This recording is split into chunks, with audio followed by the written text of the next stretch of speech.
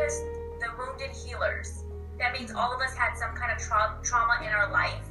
And I had trauma, and then I went through therapy, and then as a client, I saw how change is possible. I thought, I want to do that. Yeah. And so from a very young age, I knew I wanted to be a therapist.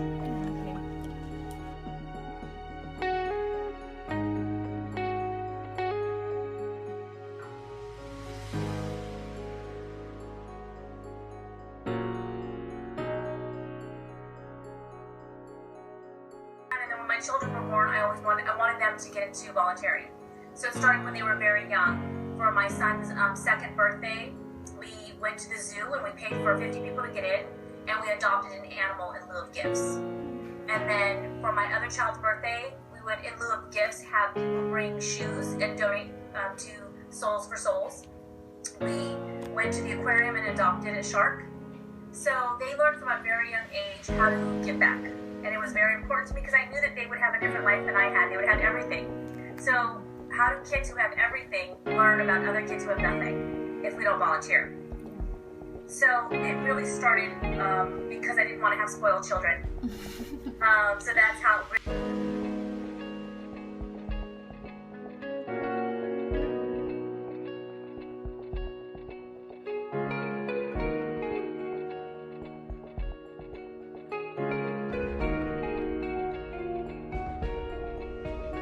I think probably my mom first, because she was also a victim of violence as a child, and to see her overcome that,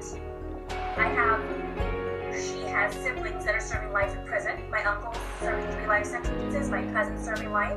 To come from that family, and for my mom to then be a single mother and go through the police department, a sheriff's department in a very hard time, and overcome that and rise above and become a detective and then a sergeant, that's inspiration. I mean, if you don't, if you're not inspired by a single mom coming from that kind of background, going through all of that and making something of herself, then I don't know what's more inspiring. Yeah. So probably my mom first.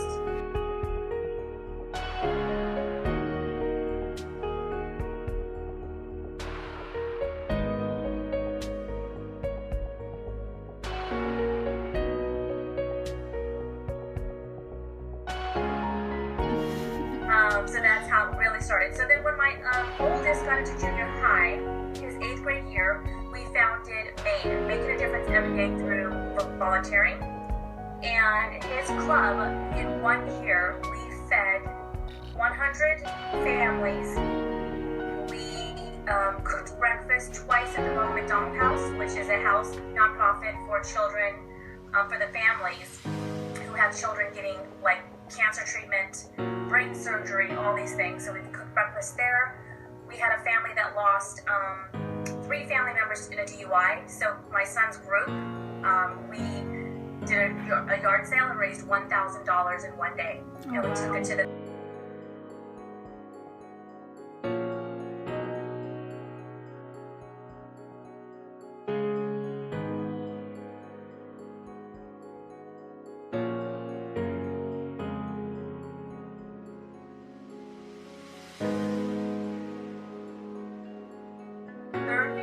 Thanksgiving drive out of our garage. Last year we collected 800 food items in just our garage with our friends and family and my son's club.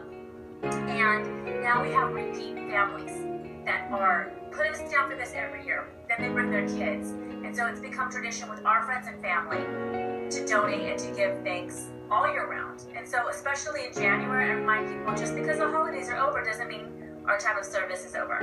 Yeah. I think our family motto is that we're here to serve others. We're here to help people get through this journey, this human journey.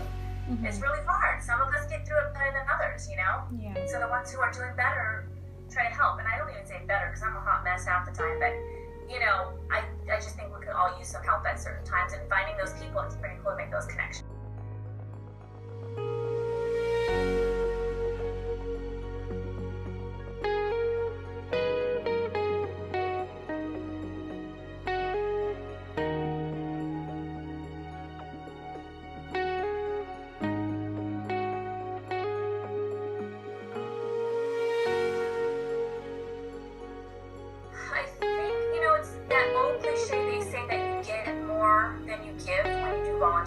service, I get such a high off being able to connect the dots, being able to find this for a family or give this service to a family. It's so cool, like, to be able to be of service and of useful service, not just of any service, but actually being there. The best part for me is meeting the families in person, and not just giving them money or not being able to see where my efforts go.